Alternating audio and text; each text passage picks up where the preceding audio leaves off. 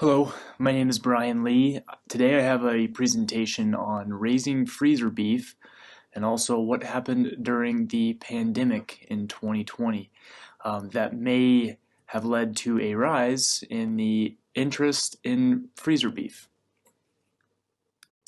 Okay, so what is freezer beef and what are the benefits? Freezer beef is what I define as beef that you raise on your own for the purpose of harvesting and utilizing for your family or for yourself. This may be part of a 4-H project for one of your children or a project of other educational organizations for the purpose of understanding how beef are raised and also some of the background of that. Um, one of the main benefits is that you know how that animal was raised. You watch that animal every day as you're feeding it and taking care of it. So that's part of why this may be of interest. It can be a fun family experience. It's a life experience. It's a very valuable experience for a student if they're learning responsibility, care of an animal, and also just about food in general. And it also may be cheaper than buying from the store. Or if you can't get the quality of beef you would like from the store, this is another option that you may be interested in. Recent uncertainty in the retail beef market has led some people to be interested in raising freezer beef. COVID-19 spotlighted a lot of beef supply and demand difficulties, I would call them, in the market. A lot of people in the middle of 2020 found it difficult to maybe find fresh meat or found it very expensive to purchase fresh meat. And meat security may be one such reason to consider raising a freezer beef. So what happened in the beef industry from March until the fourth quarter of 2020? Packing plants didn't need as many cattle due to decreased production. Not as much meat was hitting the marketplace, meaning retailers had to pay more for supply and then passing that on to the consumer. Marketing margin, which is box beef price minus live cattle prices, saw an increase. The same thing happened in 2019 when the Tyson plant in Holcomb, Kansas burned, which we also saw a spike in prices. And producers with cattle ready for processing had problems placing cattle, which also led to a hiccup in supply. And so we saw a lot of interesting things happening in the market, which passed on uncertainty and also concern in the beef industry. To reiterate some of the uncertainty in 2020, this is taken from LMIC. This is fed cattle marketings on a monthly basis by millions of head. You can see 2020 is the solid blue line. We started off at rather high marketings for cattle, meaning cattle had places to go and marketers had a plan. And you can see in the middle of March that number decreased because of the uncertainty in the beef market by somewhere around 500,000 head. And then immediately back in June jumped up again. So this hiccup in the market created a lot of concern and a lot of uncertainty. Here's a look at cattle slaughter for 2020 just to show the huge impact that the pandemic had. If you look in the first quarter there under the April and May numbers for commercial slaughter, they were at 79 and 77% of the previous year. That is a huge decrease when you're talking millions of animals. And that impacted the daily average federally inspected slaughter about the same. So big numbers. So a change in slaughter is going to deeply affect the steer prices. So you can see there April to almost middle of June. If you look at the 5-area direct steer prices compared to the previous year, it had a large impact. Prices were significantly lower from a couple of percent to almost 10%. And then the choice 600-pound to 900-pound and select 600-pound to 900-pound beef box cutout values, almost $100 higher in some cases from the year before. So maybe this hiccup in the market got you interested in raising your own freezer beef. That's awesome. Whether that was from a food security standpoint or just not wanting to rely on the industry to supply you with your protein source. So, if you were going to raise your own freezer beef, what is it actually going to cost you? So, here's a rough breakdown of the cost of production of that animal. So, we assume that we're purchasing an animal, a steer in this case, for roughly $1,200. We need some facilities to house this animal to make the animal comfortable, keep it safe, keep it in a fenced area, and also keep it watered. So we have a startup cost of $68. We also assume this facility will be good for multiple years, so this cost is spread out over the cost of multiple years. Feed, we need to feed this animal, and for this case, we will feed this animal hay and also a COB mix that we find at the local mill, and you can see our feed costs there. We average at a little over $440.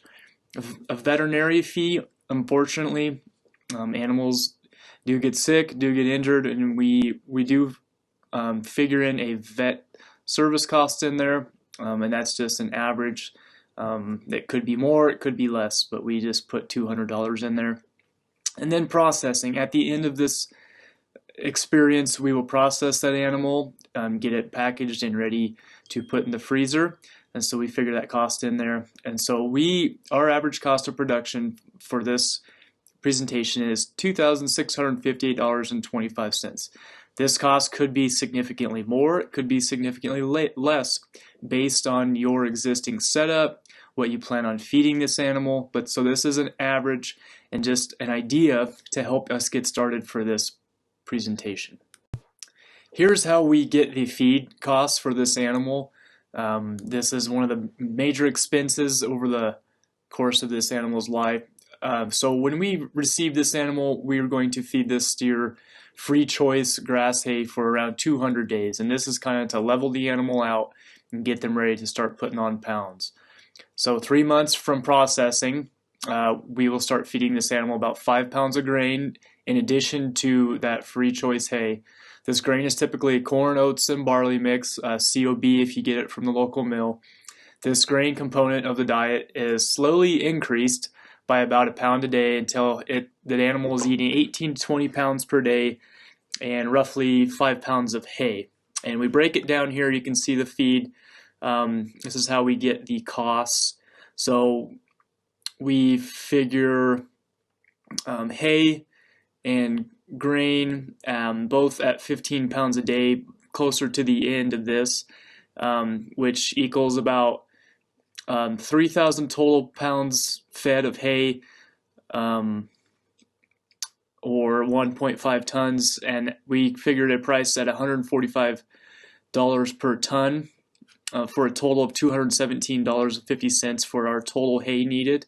The grain, they typically come in 100-pound bags from the mill.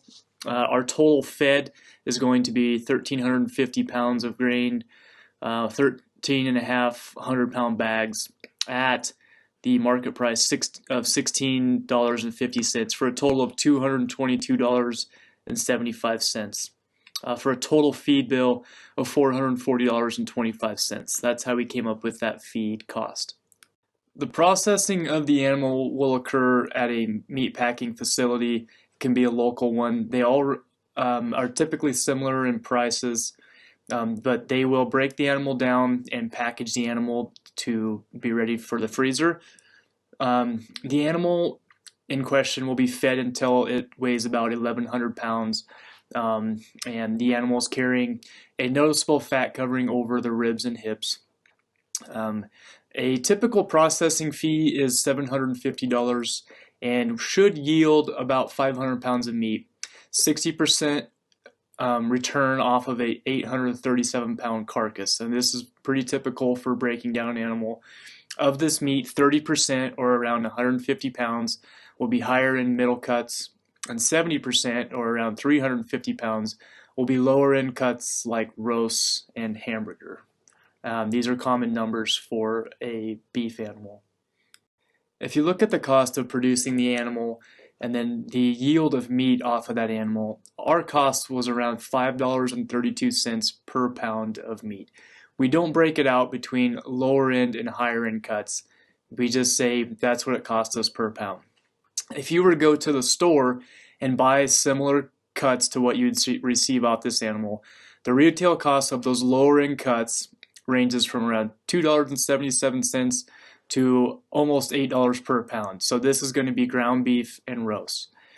The retail cost of those higher end cuts is $8.50 all the way up to almost $12 per pound. So these are loin cuts, steaks, typically the more desirable meats off of an animal. So our average price of $5.32 is looking pretty good when averaged across lower and higher end cuts. To break down these numbers a little more, I broke it down into lower end cuts and higher end cuts for the beef that we raised, and also the cost of beef if you were to buy them from the store. So as you can see, like I said in the previous slide, we don't break out our lower and higher end cuts by different prices per pound. We assume we raised that beef at $5.32 a pound. So we take that times the lower end cuts off of our raised beef, and we yielded 350 pounds, if you remember, for a total of $1,800.62 for our lower end cuts, and our higher end cuts at $5.32 a pound times 150 pounds for a total of $798 for the total cost of our raised beef for 500 pounds at $2,660.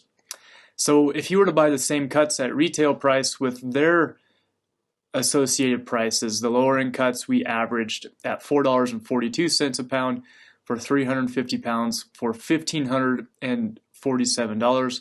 The higher end cuts at a higher price because they're considered premium cuts at $10.25 at 150 pounds for $1,500.37. So you can see we, by having a price of $5.32 averaged across the lower and the higher end cuts, we can do it significantly cheaper when we figure it that way. Whereas if we were going to buy them at the store at their associated retail prices is significantly more, for a total of around $3,084.50. And the difference of this is roughly $424.50. Here are the prices that we used to come up with the values that we did for this presentation. I used hay prices from the USDA AMS, Ag Marketing Service, and also the Ag Marketing Service for retail beef cuts. And this is all summarized in a paper put together by the University of Wyoming that is price of freezer beef. And you can see the website there where everything is summarized in a little more detail as far as costs, timing of the seasonality of some of this, and other things. So go and check that out if you have any more questions. Thank you for listening to this presentation. I hope you enjoyed it, and I hope we were able to help you a little bit. Thank you.